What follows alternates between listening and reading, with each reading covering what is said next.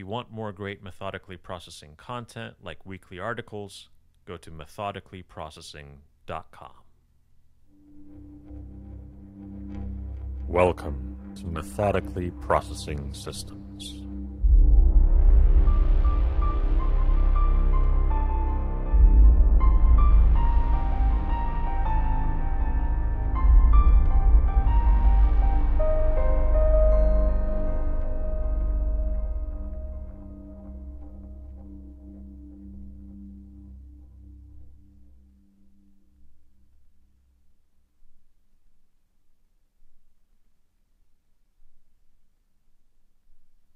How fast do you like your change?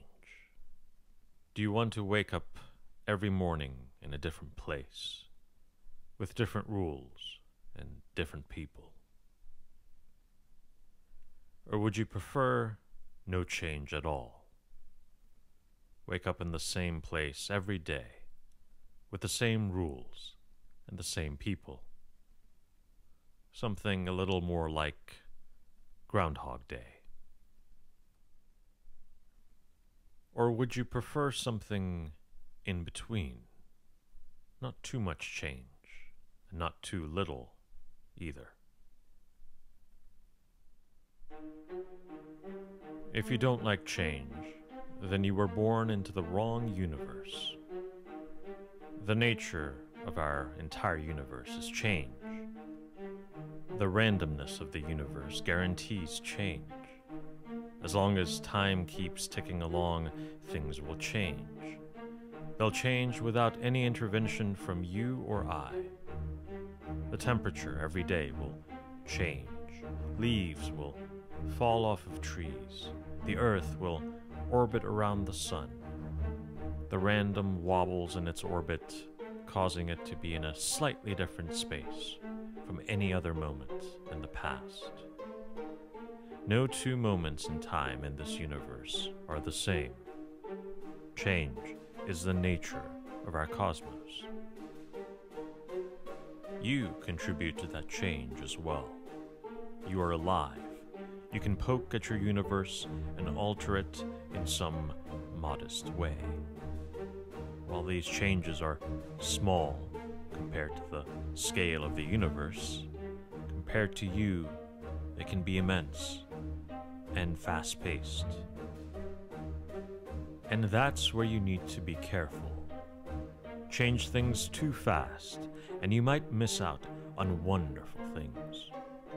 Change even faster than that, and you might end up harming yourself in the process. Let's take, as an example, a successful pop musician. Our pop musician might be a worldwide phenomenon, but the world around him is constantly changing. Not only do things change on their own, but other people, like our pop musician's fans and his competing musicians, do things that contribute to the change in the world.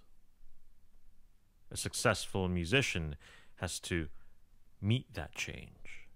They've got to adapt their music to cater to evolving tastes. Now, the successful musician can also be the agent of change. They can push their audience to evolve their tastes. They can evolve their music, work with new musical structures and chords. They can collaborate with new people.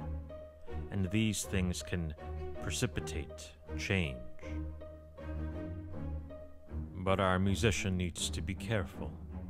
If they change their music too quickly, they may not realize the full depth of their style. Imagine if the Beatles had decided to completely change their style from rock and roll to jazz after just one album. Now, the Beatles may have had some interesting ideas to contribute to the realm of jazz, or maybe not.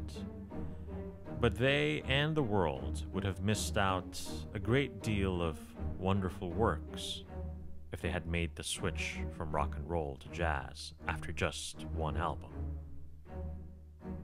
The Beatles, of course, didn't switch to jazz after their first album. They did not switch to Mongolian throat singing. They continued to delve into the realm of rock and roll, and they put together some great albums that made them an international sensation. See, if you change things too fast or too quickly, you not only can end up missing out on opportunities, but you can even harm yourself in the process. If the Beatles had suddenly switched to jazz or Mongolian throat singing, they may have alienated their fans and lost any semblance of popularity that they had attained up to that point. But change needs breathing room. There's no formula here. You have to pay attention to what's going on. Some things need a lot of breathing room and others need only a little. If you don't give change room to breathe, you'll miss out opportunities, or that change might come back and bite you. If you train your body on a regular basis, you know this. You want to push yourself hard, but not too hard. If you exercise too hard or don't allow enough time for recovery, you don't improve.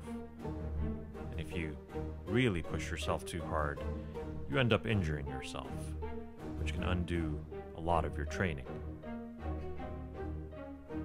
Now, given how difficult it is to not change at all, and how easy it is to change too quickly, when in doubt, it might be worthwhile to slow down.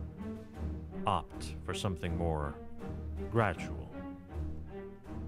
You can't avoid change, but you can adapt to it, as long as it's gradual enough. If you are an agent of change, err on the side of slower rather than faster. A little at a time is better than all at once. Unless, of course, it's an emergency, where the downside of being too slow is far worse than the dangers of being too fast. If that's the case, then you've got to make change quickly.